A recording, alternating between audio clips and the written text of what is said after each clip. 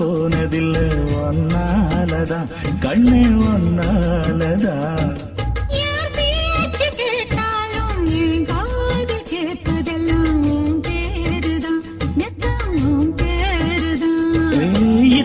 எனக்கு என் மேல இருந்தும் எட்டி போகலாமோ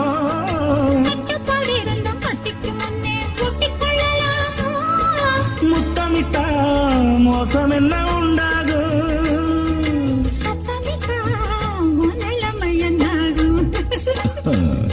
புது